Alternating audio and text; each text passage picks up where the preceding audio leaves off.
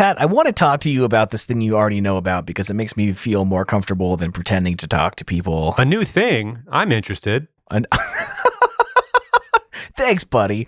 Okay, so we had a band reach out to us recently saying they were interested in having their song played on our podcast. And we'd kind of mentioned that it would be fun to do that at some point, but we didn't know when the right time would be. And now we kind of feel like it's the right time. So we've set up kind of a feature where we want to support local bands. And I'm trying to think of us in our high school band at 14 years old, what would be like a killer opportunity for us to just be on someone's podcast. So we set up a page on our website, reminiscentpodcast.com/sponsor, where any local band can go on and submit their music to be played in its entirety on the show, talk about it at the beginning of the show, and really just try to give back to local bands who are trying to get their shit in front of more people. I think it's a really exciting thing that we're trying to embark on. And just to kind of get it rolling, we have the first 4 people that sign up.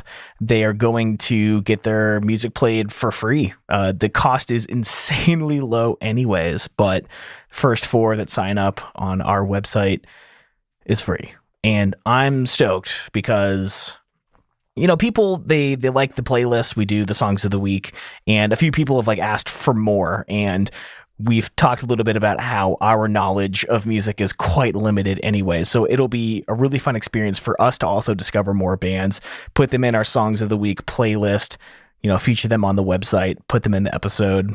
So how would it work? They would pay the $10. Well, not the first 4. They'll get it free, but a little shout out at the beginning and then full song at the end. How's that going to play? Yeah, in my mind, we'll start the episode kind of talking about their band under a music bed, their music playing. And at the end of the show, we'll just dedicate the last 3.5, 4 minutes to them play their song in its entirety at the end of the show. So every new episode of ours, we would love to just end with a new song from an up-and-coming band. And the whole thing is pretty self-service on our website. You can just upload your files, pick what date you want your song to air in case it correlates to whatever day your music is being released. We air on Fridays, and I'm stoked. I think it could be a lot of fun. And, we had people on Twitter tag their favorite local bands.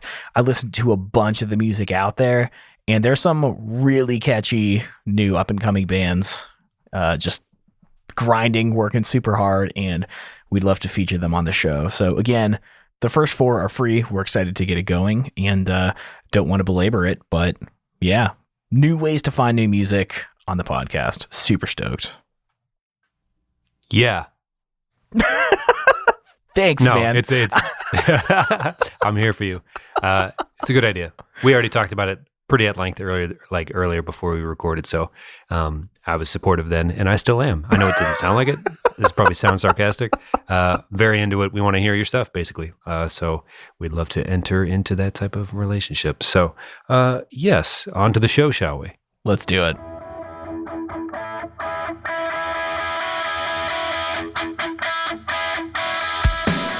What is going on, everybody? I'm Tom. And I'm Pat. We're best friends, and you're listening to the Reminiscent Podcast. We have not been able to dig ourselves out of the neon era lately, and we're just going full force into... Well, we did Angels and Airwaves, and we did a little Death Cab. We had a few pit stops. Sure. We had some playlists. You guys seemed to have fun with that. We had fun with that. There's 2 songs that we have been kind of eyeing. We're 2 pretty hype songs these next 2 weeks, which is rare. You mentioned Neon. I don't know if it's more of a, I don't know if we'll get into whether or not it's happy hardcore or whatever, but this week we're doing Whoa Whoa in parentheses, Me Versus Everyone, end parentheses, by Forever the Sickest Kids. Cool album cover, bunny suit, kind of weird, fun. Wait, bunny suit? Yeah, they're wearing mascot suits. There's kind of a collegiate type to the album cover and everything like that. Seeing that in high school, definitely not sure what to expect. Open it up. It's coming at you. It's not metal. It's not hardcore. It's faster. It's not quite 4 years strong adjacent, but it's not. And big, fat, juicy hooks. Ooh, I'm talking juicy. the fattest. These hooks are PHAT fat. These hooks, the juice is worth the squeeze, my guy. Just big, fat, juicy hooks. And it's hard not to love them. I don't know. I don't even know if I want to call it neon because it's fun. It's a fun band.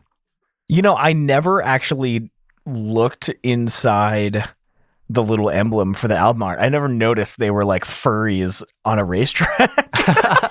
I think I don't know. Well, I don't want to get the furry. I mean, we're not like, I don't want to really talk about them. I fear them. But this might have been pre-furry, but I don't know the history of furries, so I don't want to speak to it. But I thought I was just, college mascot. But maybe, I don't know. But yeah, we're going to talk about Whoa-Oh, as opposed to Hey Britney, which is our other favorite song off that album. I don't want to speak for you, man. But are they the same song? No. Officially, no. Just kidding. A little weird, like, hey, we love them. F them. Every song sounds the same. That's not what I'm trying to say. But yeah, do you have any, I suppose, memories? Should we start where we always start? So I was obsessed with this band when it came out. What was it, 2007 when this album came out? I loved it.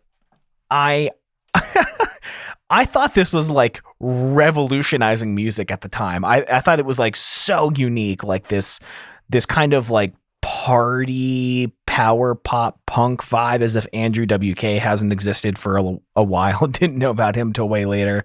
Yeah, you just said every search term that WK values, I think. I had never heard anything like this before, because at this time I was pretty deep into probably Chiodos and, of course, still with Blink and Motion City Soundtrack, and they all had energy, but there was still like this morose overtone to all the lyrics, I guess. And I just felt like Forever the Sickest Kids, which, first of all, the name alone is something to talk about, but I just felt like it was so hype, so like dancey, and like borrowing from like, I don't know, dance track, but also like hip hop, but also pop punk and power pop. I thought they were onto some new shit, man, and I loved it. I loved this record. Saw them at Warped Tour. I think it was the second time I went, which would have been 2008. And it was funny because like everyone knew Whoa-Oh and everyone screamed it during the chorus. They opened with this song, and then everyone was relatively silent for all the rest of their songs. And it kind of broke my heart. It was a small stage, you said, right? It was, well, okay, they were on one of those tiny stages that was like by the bathrooms, and they had like people, they had so many people, like they got robbed with what stage they were on, I remember. But big crowd. It seemed like maybe they only knew Whoa-Oh, which was a bummer because I don't think it's even their best song on the record. Real quick, how many Warped Tours did you go to? Only 2, 07 and 08.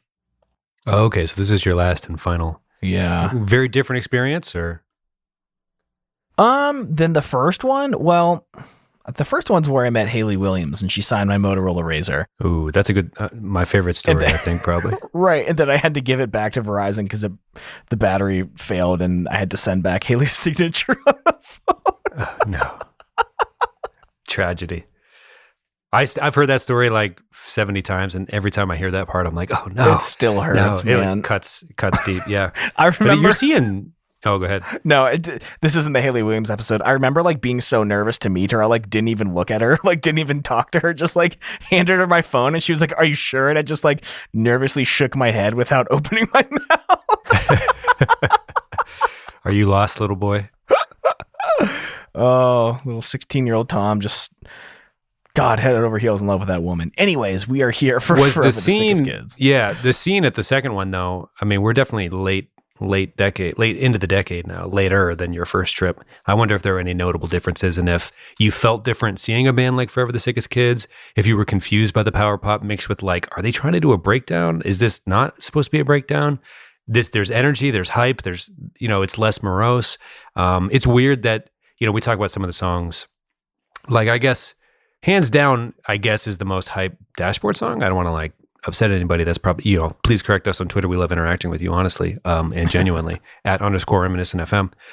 But I guess my point is more like, It's pretty rare on the show that we get to talk about a song that's hype as you know what I mean? Right, Like, yeah.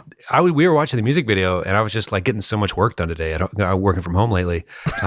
Just like, oh, yeah, what? Like I get to feel this way so rarely when researching songs for the show. So I was like, other than the 4 Year Strong episodes we've done, I don't know, that struck me, I guess. I'm curious. The reason I asked about your Warped Tour experience was like, could you tell there had been a shift of some kind in real time? Maybe just in myself. I remember really trying to juggle which bands I wanted to see that year and leaving, I think this was leaving Reliant K to see The Devil Wears Prada and thinking it was like the worst decision of my life. I remember just personally being more interested in more of the heavier bands that year, when the year before was like I was totally at Warped Tour for pop punk. And maybe that was just where I was at that time. But I don't feel like I was conscious enough to see this like global shift in the perception of Warped Tour at the time or anything. Gotcha. My bad. I didn't realize they were back-to-back years. I'm a fucking idiot. I thought there was like 3 years separating them or something. No, it's fine. Any fast facts? Dude, not really. So we should just skip that too. There was like nothing on their page. Tom, I'll be honest. Earlier in this podcast, when you said I had been to Warped Tour twice, I perceived the audio you were sending out into the world as if you had like gone once early in the decade and once late in the decade. Like I wanted that to be true. But I just heard you say out loud to me just now that it was back-to-back years, and I feel so fucking stupid for asking you if you felt a seismic shift in the scene year to year, which would have been utterly impossible. I apologize to you, to everyone. You all deserve much better. So that's my bad.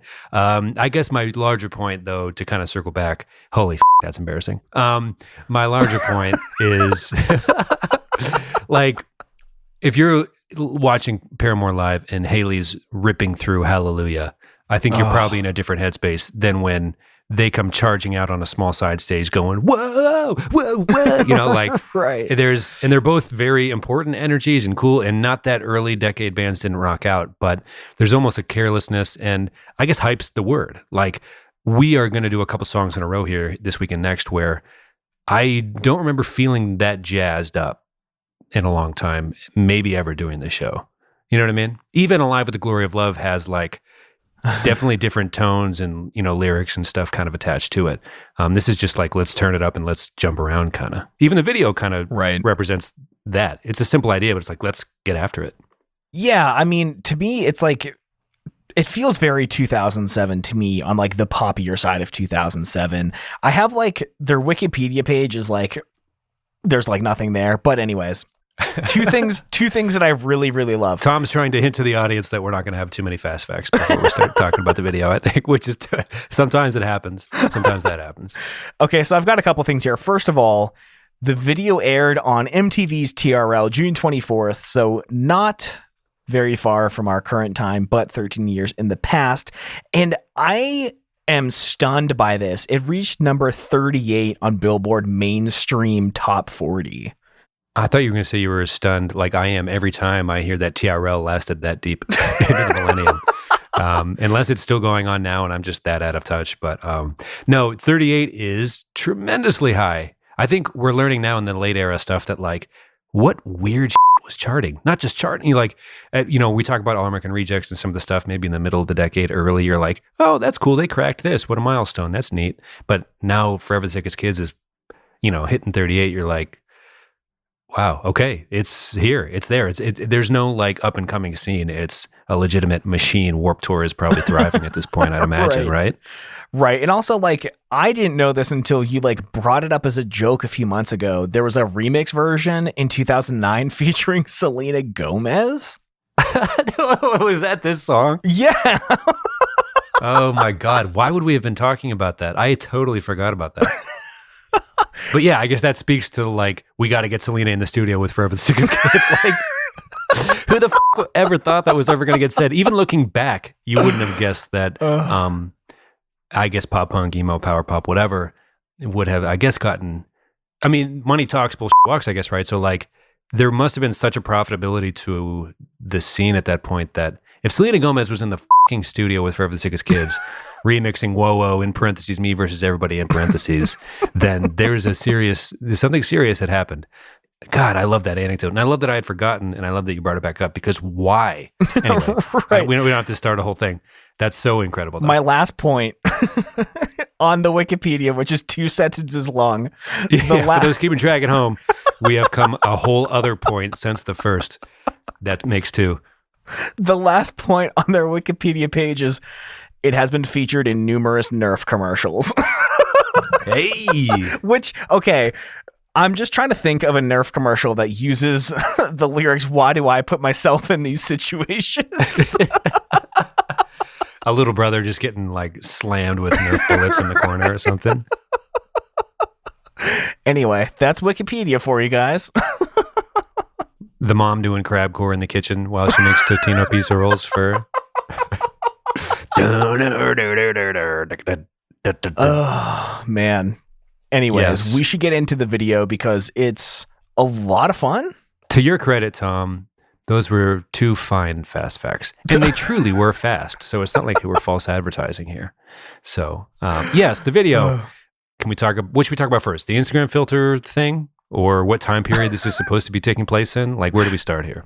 Did this band invent the Valencia filter for Instagram? Oh my God, dude. Sippy, or yeah. What was the one? Haze or just some shit? No, it wasn't Haze. It was, actually, I'm going to look one up now while you introduce us to the scene here. My favorite was an Instagram account called Satan, and he would do these things of like a photo with 100 Kelvin filters on it, and I just thought it was so fucking hilarious. But anyways. Yeah, this video was definitely in Lark. Nice. God, I miss old Instagram. Oh boy. I didn't realize some of them had changed. It's been so long since I've posted. Yeah. It's like, I don't recognize any of these. Well, okay. You can see everyone's Instagram timeline changes like the day filters stop becoming cool. It's pretty interesting to look back. But anyway, the very first shot, I thought it was interesting. They are running to their instruments. Yeah. Cool or not cool? To me, it almost looks like a blooper where like the band was like bullshitting in between takes, and the director's like, "I said action," and then they all like run into the shot late on accident. Like that's kind of what it makes me feel like. Well, what do you think? It seems goofy to me. Yeah, the whole video is kind of goofy, and this will be kind of my repeating theme throughout the show. I think it's okay to like admit that now and kind of revisit it. I'm going to be quizzing you, not quizzing, but just like checking with you throughout. Are these moves incredibly silly and stupid, or very cool and fun, and is seeing them live absolutely a terrific experience? Step 1, they come charging up to the mic, and they are ready, and they're bringing some type of thunder, right? They're not going to fuck around. Having gone into this not really knowing they had more than one singer, because they all kind of sounded the same to me through the years, maybe 2, sure. Right? They come running up. I'm like, okay, we got a guy with a mic, no instrument. That'll be fun. Usually those people don't do much on stage. It's hard to tell sometimes. You know what I mean? Like, you're like, okay, these people all have instruments, but there's mics in front of certain people. Oh, we got a singing drummer. It's like kind of fun at shows to analyze what's going to happen. They come sprinting the up. And then over the next 30 seconds, 3 of those people sing like quickly into the song. I'm like, what the is happening? So I'm going to say it was fun and cool. I don't know if you have the same grade for that particular move within the video. I wish they held the shot longer or it started sooner, but like the whole video is kind of goofy, and I almost don't know if it's like goofy enough, but I like it overall. It's a good attempt at something. That's going to be an overarching theme. Yeah, they're running up in the middle of, well, decade-wise, the 70s question mark. They're all dressed as if it's a period thing, Right. but some of them just aren't, and there's the filter, so it's like, okay, there's a big plane, but it's a racetrack. I don't know where the they are, actually. They're in the middle of, there's several modes of transportation going on here, but it's a dragway, basically. It's kind of like a scene out of the movie Hot Rod that Hot Rod was trying to nod to, maybe, where there's just a bunch of people, cars going fast, women with not a ton of clothes on. And I guess it's either the 70s or just now with a filter, like we mentioned. They give us a few shots of the band, and I just want to get this out of the way now. There's a keyboardist with a trucker hat on, which, Trucker hats, man. That was like a whole fucking mood for a minute. Like Ashton Kutcher wore one and then stopped doing Punk'd like the same episode. And then it was everywhere. Like there's a literal Bowling for Soup song called Trucker Hat. It was a fucking movement, dude. It was a whole revolution. Like, I guess ironic trucker hats, but still, I don't know if you remember that at all, but like, it was a thing. I love trucker hats, dude. Yeah. And if you're the keyboardist in that band and you're not one of the 3 fucking singers, I guess you need something to have like someone in the audience notice you or something. I don't know. Like if you're trying to brand yourself a little bit and maybe pop, at that point in time, I got to say the trucker hat was a strong move given the time period. But more importantly, okay, second version of all this, 3 singers. Cool live thing that makes it fun or confusing and weird and strange? They're singing pretty fast. They might need 3 singers just in terms of overall collective lung capacity. Oh my God. Excellent point. Excellent point. Did you even notice this when you saw them live at Warped? No. Okay. To me, it jumped out of nowhere. Again, I love a good guy with a mic but no instrument that isn't necessarily the only singer. Because I don't know, I just like stage performing, especially when it's local bands coming up in your scene. You're like, either this guy's a miraculous motherfucker or this is going to be a rough show. Anyway, they seem to be having fun with it and owning it. Did you expect all 3 of them to have scene haircuts?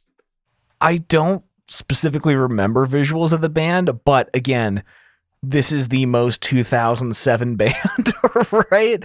And I love the hair, man. In 2007's the longest my hair ever was. I would have killed for any of their 3 haircuts. I can never quite land the look I was going for.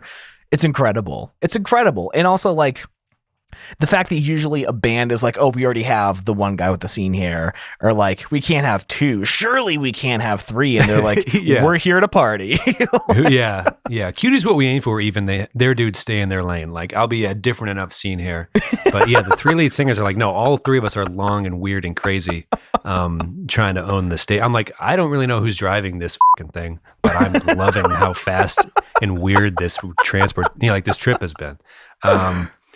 You see the first one, you're like, oh, scene haircut, dope. I love doing this show. 2, no way, let me text Tom. There's a 3rd. Like you get to the verse and like the guy's just ripping into it. And they're all have like the charisma of, like they're all working the camera pretty good, I got to say. I'm like, these boys came here to make a statement, get famous, you know what I mean? Like they're doing their thing. I'm enjoying it. It's fun as Again, the song is super hype. I'm going to say, having not seen them live, they make it look interesting and fun. I'm going to say fun and good. Okay. I don't know if you agree. I don't know. I'm in the mood. It's just good to feel. I guess it's good to feel hype. I'm gonna ride this wave. It's good. Yes, good. Forever the Sickest Kids. You are indeed the sickest kids. No, I really like it. I love the fact that like everyone is doing so much in this video. Like it is. They really are. Sorry. Yeah.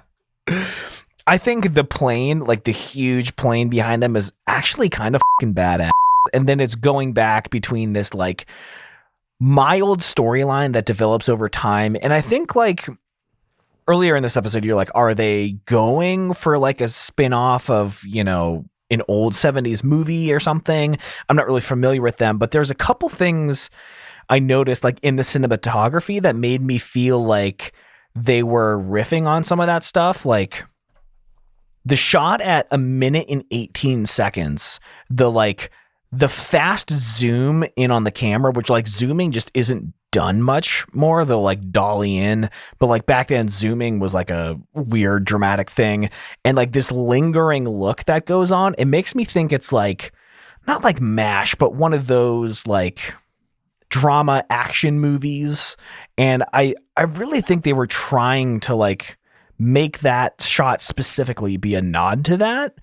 And that alone made me think the whole thing is a spoof. Like they're in on the joke. Gotcha. Like, so, but you know, then there's the other part where like, it almost seems like they were trying to be reserved because a lot of other bands, like especially earlier 2000s, were like really over the top goofy.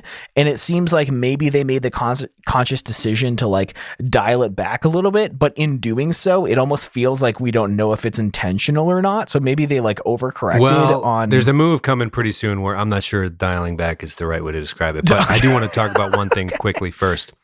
You made a really eloquent point, and I hate to do this to you, but can you now talk on the topic of shine drums? I'm sorry that we have to take a turn like this, but it's on the notes. What can I say? No, I just wrote shine drums like had a day in the sun. They were the coolest drums for like very for the bright layman. What are bands. they? AKA, I have no idea what they are. It's just a brand of drums. Like they were Bed Light for Blue Eyes was sponsored by Shine. Oh God, there were so many like any band that had those like really bright neon t-shirts with like the monsters with the bold lines, like I just said their name earlier. Devil Wears Prada. Boys Like Girls. Yeah, so like I think Boys Like Girls played Shine drums. Like it was just the drums to have in that era. I remember reaching out. You can see through the sides of them, or that's not what you mean? Well, they were acrylic drums, but Shine is just the brand. Gotcha. Okay, I thought you meant Shine like, because I noticed the kit in this video, you can see straight through it. It's pretty cool. Gotcha. It's pretty cool. Now, like okay. SJC is the brand, but Truth had a moment in the sun. But like Shine drums, I remember writing them an email at 16 years old, asking if they would sponsor our band 400 Par. And it was like, you know, how many days a year do you tour? And it was like, we played 2 shows in 2 weeks once. Like, is that a tour? Which for a local band is a lot. You know what I mean? You talk about like levels of being in a band. Like that's a pretty good local band, but no, we're not Shine drum worthy. Right. We sent a lot of ambitious emails back in the day. Like, hey, Shine drums. Hello, my name's Tom. Money, please. Just kidding. Money, please. Oh, I love okay, her. so third singer is singing. Let's get to the point. Let's get to the grab a girl and dance moment. Don't touch me. I love that. I grab a girl love and that part. dance, and then they're panning past him, and he's like doing like major slow motion, like bringing his elbows down hard with fists. Like, I don't want to call it a humping motion, but he's staring. He's giving sex eyes to the camera for sure. Just like in it. I'm like, what? And then it cuts immediately to a really fat guy eating Cheetos, and then immediately to a bunch of very like busty women, I guess, in the crowd. So I'm like, I don't know I don't know who's driving this fucking thing, but this is the most visually captivating thing I've seen in a long time. I'm like, why is he looking at me like that? And why is that other guy eating? Like, it's such a wild 20 to 30 seconds of video. Anyway, I had to make a note of it. During the grab a girl and dance line, I think they're implying what I think they're implying. Didn't know if you had any thoughts on it. I just love the "don't touch me" that comes after that part, like the girl's voice. I thought that was hilarious. Is this band more self-aware than we give them credit for? I thought it was just this whole video, they're all doing stuff that's so weird. Like every singer is like going for it. And sometimes it's like, that's a goofy motion. Yeah. But They're like, they're in the breakdown. The one singer's like pointing at the ground, like, yeah, this. And then like for the weird guitar part heading in it before the last chorus, which we'll get there, the other one comes sliding in on his knees, and they're all like kids battling for their like divorced parents' attention or something. Like they're just like, look what I can do, you know. That's when it starts to feel like a touch.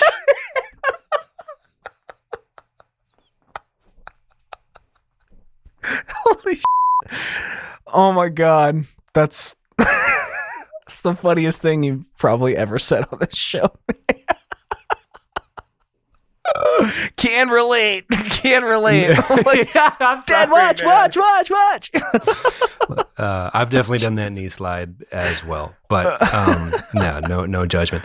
Made a note here as well. When they get to the busty women, you know, looking back at the Dear Maria video and stuff, I guess, you know, it's weird to even say a joke after making you laugh hard because you won't laugh as hard at this one. But 2 different types of 2000s music videos: action figures in your room or women, and this was a women video for sure. A women video.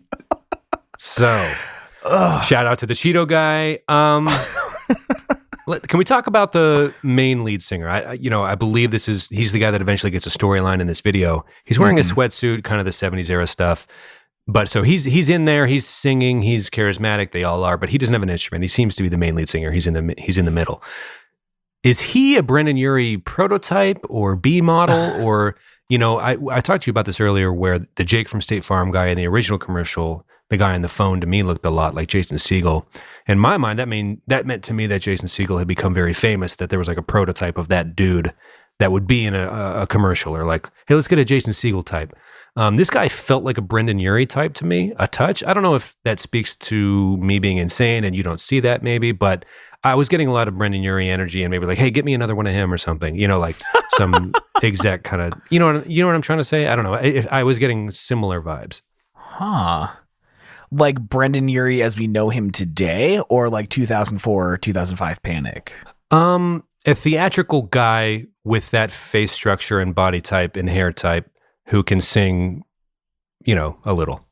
Just like a similar performer, a similar act, I guess. I would chalk it up to coincidence, but I'm sure it didn't probably hurt right. the cause. Also, okay, earlier on when you said, I Googled Forever the Sickest Kids to like get a better look at the guy. And when you said, I can't imagine Forever the Sickest Kids being in the studio with Selena Gomez, in my head, I thought they were not in the studio together. Like she recorded it remotely. There's fucking pictures of Selena Gomez in the studio with Forever the Sickest Kids. I love that so much. That's, we've joked on the show about tattoos before. We found it. That's it. Selena and FTSK. Put that ink on my body. Till all my skin was gone. That's it. That's the only tattoo. Just a body-sized, stretch it out. Okay. So sorry, I'm getting a little crazy because I just love the fact that happened. So we begin to see a loose storyline develop. Main lead singer looks up, and one of the women is in his eye line, and she notices him noticing, and that's essentially what the story is at the end as well. But there's some love, I guess. We're about halfway through the video now, and I don't know. Do you have any thoughts on them like trying to be like, oh yeah, here's a B story or an A story?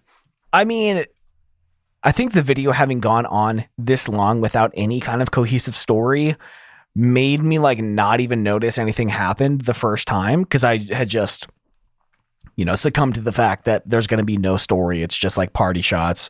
I think I totally missed it the first time until like the last shot. But yeah, there's like a loose love interest or lust or, whatever. I can't, I'm sorry. I've never heard that I've never made you laugh that hard, and I'm still kind of reacting to, I think I'm sorry. I'm still kind of reacting to the energy of that. Like, I don't think I've ever broke you like that, which makes me feel good, but also now I'm, oh God. It's all downhill from here. No, exactly. Yeah. Like that's the crescendo, or we have crescendoed. No, that's not even the right music term. See, we're falling apart. The wheels are falling off. It's all day crescendo now, Pat. That's exactly what I was thinking. Here's one thing I wanted to, I guess, like, I was reading a book by Chuck Klosterman about metal in the 80s, glam metal, whatever. And just reading through that, having to live through the tight leather pants era stuff, watching a video like Whitesnake where there's women and cars and it's not ironic, it's just rock and roll, I guess. Here, this kind of speaks to how weird and irony started to play in and how hipsters maybe developed or whatever. I'm not even sure what I'm trying to say, but like, how weird is it that we had to watch this video and be like, I think they're leaning into the women in cars thing, but maybe it's ironic. You know what I mean? Like, it starts to speak to, like, I guess socially how people started to behave or something in the 2000s, or like why Michael Cera's famous, for example, I guess. I don't really know what I'm trying to say, but you're just kind of like, okay, women in cars. 20 years ago, this would have made like all the sense. Now it's like, I think they're leaning into it, question mark? I don't know. Like, I'm not sure. Are the mustaches, period correct? Or, are they trying to pull it? It's just tough to tell. So I wasn't sure if you had thoughts on like how the 2000s irony stuff started to creep up. Like, I don't really know. It's fun. It's weird. It's definitely chaotic. Are they doing it tongue in cheek? Hard to say. Yeah, there was a part of me that wishes they committed to the tongue in cheek a little more so that it was more obvious. Because I feel like the first two views of this, which I had never seen the video before today, was like, are they in on the joke or are they the joke? Like, I don't really know what's going on, but I liked it. I mean, that's really like the most thought I can pull out of my emotions around this video. It's fun. They were going for, a style. I think it was a lot of fun. What are your thoughts around all of that? Well, I was going to say, you made an interesting note about one of, I guess, they actually do like a autograph session where, literally like a boob signing. And you had an interesting note, I thought, about like the characters in the in the characters within the movie being self-aware about like how objectifying they're being or something. I thought that was funny. Right, like 138, the girl opens her shirt to have the racer sign her boobs, and he like basically signs her throat. And it was like, it made me think this racer, he knows his wife is watching from the stands or something. So he was like trying to be coy about that as well. Like, even though the whole video is so over the top, like they're adding these things of like, we're not leaning so hard into this that you think we're being for real about it. I didn't know if there was any actual thought put into that or if the actor was just trying to be polite. Interesting. Yeah, because it's like, yeah, there's girls in cars, but he doesn't even sign the boob. See? It's like, I don't even know if you can call that an artistic decision. I'm just still very confused, but excited, still hype, but questioning certain decisions along the way. Let me bring us into the bridge, because I know you had some thoughts about it, but set me up. But the very first shot going into the bridge, again, this massive plane as the backdrop to the band, objectively pretty bad. I think it's cool. And they have this slow motion shot where the whole band is jumping and like banging their head to the beat to bring us into this bridge. I thought that shot was very cool. I like that a lot. Yes, it is tremendous and fun in the spirit of the hypeness. The hypeness has overcome us all. And yeah, it's slow motion. It's great. And there's even shots during the bridge of the lead singer doing that point down thing and the drummers going like, yeah. Like they're all like panning around. We're like, oh, this is where it's going to happen, And it's the softest bridge possibly ever. Like you would have thought like a crabcore thing would have broken out or something, just like, yeah, whoa, or something, like, what the hell? Yeah, exactly. It would have been, they were behaving as if it was a blech, but maybe they saw the slow motion headbang thing and were like, it's too good to not leave, even if it doesn't make sense. I don't know. Right. But you made an interesting point about me being a little wrong, where like a guy you met at the Warped Tour was talking about the guitar part that launches them back into the chorus as being one of the sickest things he's ever seen, pardon the pun. Yeah, actually, so we were in Erie, walking from Frontier Park to 8 Great Tuesdays. Does that make sense? Frontier Park is there. No, it's not too far. We're walking from some parking, whatever is like beyond 8 Great Tuesdays on the Bayfront Parkway. Yeah, not Frontier Park. Anyway, you might have been taking the park and ride from you can park at the Pulaski Library and walk over. It might have been it. Maybe. I remember we were walking along the Bayfront Parkway and we were just like gushing about Forever the Sickest Kids. And this dude, Rory, was like, he was on this kick about, I don't really remember the point he was getting at, but I remember what he was saying. He was talking about the and he's like, they knew what they were doing. They knew what they were doing. Because it was like this joke hardcore thing. And even it's like, are they being ironic in their music? Like, hey guys, we're tough. Just kidding. Whoa. I don't know. The whole song, the whole band, like everything about them is just so fun to me. I poke fun, but the guy comes sliding in on his knees and it's like, like you were saying. And we were joking earlier, but like, I'm super into it the whole time. I'm like, yeah, man. Whoa, oh, indeed, gentlemen. Whoa, oh, indeed. Yeah. And then they just launch back into it.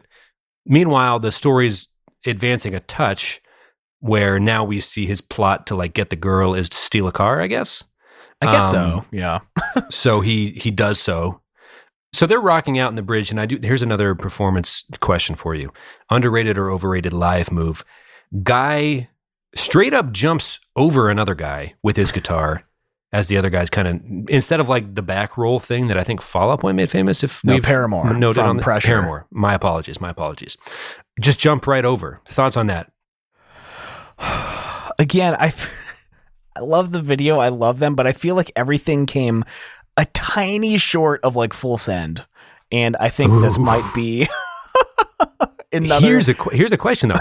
Are they selling it though? You know what I mean? It's almost like good content doesn't win, good marketing does. You know what I mean? So it's like, they've sold me on it. I'm like, jump, baby, jump all around, But on this, like in a vacuum, it's like I gotta say, I gotta go barrel roll or even a Fall Out Boy spin there. The jump is more of a leapfrog thing. It's like maybe silly, but in the context of like not knowing what the is going on at any given point during this video, I'm very into it. So I'm going to give it again, ride the lightning, thumbs up from me. Here's another one during this stretch of the video. Keyboardist, shout out, Trucker Hat, if you do recall, doing a fucking handspring on the keys. Like, I've seen the Motion City guy do that. This guy does it in this video. You said, what was the one you mentioned? Under Oath. I saw Under Oath live in 2007 with Taking Back Sunday, or 2006. Gotcha. And their keyboardist was like doing handstands at length on his keyboard. Like, it was unreal. And this dude is mule kicking the shit out of his keyboard. You don't have like, people poke fun at bassists, but keyboardists have a pretty limited arsenal of stage moves. This guy does a pretty good one. More of a frog kick maybe, but he does it with gusto, which again, I'm gonna say I support it. Do your thing, keyboardists. Stand out any way you can. For all the bassists out there, be a colorful keyboardist. It made me think of Jack Black. Shoot it, kaboot it. Yes, 100%. I can't even, I'd laugh along, but you really did describe it well as well. So it's like, yes, kaboot it indeed. They've kabooted the out of this whole video, quite honestly. It's a whole kit in caboodle.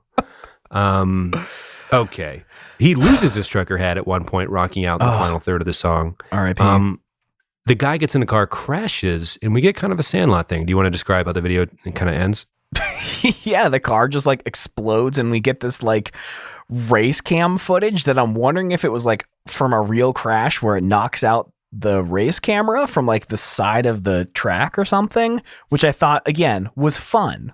They're clearly going for something, and he's rushed out on a stretcher, and the race girl kisses him, and we get a thumbs up and a wink. And I have only seen the Sandlot in sections while it's playing through on TBS, and I was like, wait, was that a Sandlot thing? So I Googled it, and yeah, which is also embarrassing because my old band had a song called Wendy Peppercorn, and I didn't write, I didn't name the song. If it would have been any other character, man, that's the literal character that kisses the guy.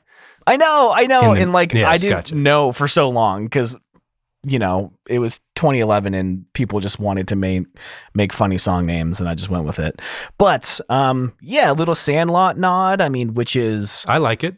When did that come out? When would that be? Around the same era they're kind of portraying here, 93, so maybe a little bit. But the Sandlot was also based in 60s or something. So yeah, maybe they're just having fun. I think they're just trying to show that we're a fun band. We are here to party. We're here to have a good time. We're going to make music that's going to make you dance. We're going to dance with you. Let's just... You like singers? We got 3 of them. And I think it's a great video. I mean, it's a lot of fun. Who really knows what's going on? But the insanity makes it, I don't know, it's on brand, I'll say. Yeah, to be honest, that's a lot of the notes I had on the whole thing. With the music video episodes, they tend to go a touch short. I think overall, I remember being very excited to hear the album, this and Hey Britney, but then for whatever reason, through time, never digging fully into the album itself, which I feel I maybe should go do that now. It's a good album. Yeah. Yeah. Did you like it? Is it a front to backer for you, or 3 or 4 songs, or? I liked every song on the album. I loved probably more than half, though. I just thought it was a lot of fun. Even their EP, The Weekend Friday or whatever, had some really fun songs on it. Bittersweet Love or whatever. And they're a fun band. I feel bad that I haven't kept up with them. I don't know if because they felt so 2007 that my brain just buried them there, but maybe they deserve better than that. Who knows? Who's to say? They brought us some joy, so that's nice. Yeah. So, yeah, fun video, awesome song. Might have to revisit the album on a bike ride or something. But before we get to the song of the week, I do want to thank quite a few people reached out about my dog last week. Really struggling to get through I'll Fall Into the Dark. Just want to say thank you to everyone that reached out. It really meant a lot. But do you want to give a song of the week and get out of here? Sure. Do you want to talk about the experience editing the show on the post show? Sure. Yeah, sure. For a second, I was like, what are you talking about? Yeah, definitely. Yeah, we'll head over to the post show for the Patreon supporters, which we were able to donate quite a bit of money to the Humane Society between all the money we've made on Patreon through my other podcast and other channels. I sold a couple t-shirts, and the money from that will go to the Humane Society as well. And all of our shirts, again, are on sale, 10% off if you use the offer code Levi. And we're going to donate the proceeds from that to the Humane Society so that little puppers and kitties and turtles and birds and bunnies and whoever else can, live happy and healthy lives. So if you'd like to take part in that and own a goofy shirt that only a couple other people in the world are wearing, head to reminiscentpodcast.com/shop. But yeah, song of the week, then we'll head to the Patreon post show. Sure. For me, it's The Adventures of Moon Man and Slim Shady with The Adventures of Moon Man and Slim Shady. Don't even waste the energy editing that. Kid Cudi and Eminem. M has, I saw somebody on Twitter saying that, maybe been trying too hard to maintain his, respectability factor with what he can do with a pen. But seems to simplify it a bit, and he and Scotty nailed this one. I think it's really nice. I like it a lot. Nice. Stand Atlantic, one of my favorites, put out a new song and music video a couple weeks ago called Jurassic Park, and it is a fucking banger. I cannot stop listening to this song, and I love them so much. They made this Pillar account, which is basically like a Patreon that has like exclusive content, and they have all these like guitar playthroughs and guitar bass drum lessons and behind the scenes of all this stuff. I signed up for their Pillar for $10 a month just because I fucking love them so much, and they had a lot of like cool behind the scenes stuff. It's a really fun video, but the song Jurassic Park so hard, and I cannot stop listening to it. So it might be my song of the next couple weeks because I've honestly listened to nothing but that since it came out. So hyped for their album. Very on brand for you, and I'm not even poking fun. I'm glad you're enjoying it so much. I'm glad they came out with something new because I know they've been sprinkling a few in throughout the years. So yeah, it's nice to learn that they're getting after it. I know it's tough when you can't tour your new stuff like that. So yeah, good luck. All right, man. Well, super fun episode, fun band. Brought the best out of me this week for sure. Vibes are still a little up and down, but it was a lot of fun revisiting the song, doing the episode. Appreciate it. I love you, man. Love you too. Quick note. Levi was a real one. You gave him a good life. You should be happy about that. It was super cool to watch everyone reach out. I know it meant a lot to Tom. Dedicate the episode and a lot more to him. But he was a good boy. Chonky boy. He's a little thick guy. He probably weighed 10,000 pounds, but he was like 92. yeah, which is a lot. Like that's not really. Yeah. Anyway, you did a good thing. It was you gave him a nice, fun life. So, anyway, thanks for reaching out, everybody. It meant a lot to see. It meant a lot to me just seeing it happen. So thanks for doing that. Yeah. Thanks everyone. I love you all. I love you, Pat. And we'll talk to you next week with some Rocket Summer. Let's do it. Oh, shit. The tease. The first. Okay. All right, let's do it. Bye. Bye. Thank you all so much for listening to this episode. Forever the Sickest Kids. What a fun band. What a fun song. Absolutely nothing negative you can say about them. Please share this episode with a friend so the show can continue to grow. We've seen a lot of growth lately, and we'd love to keep building our community. And local bands, if you're listening to the show, if you have a friend in a band who's trying to do something with their music, have them check out reminiscentpodcast.com/sponsor to have their music played on our show for free. Deal's not going to last forever, but we'll see you all next week. We love you. Bye, everyone.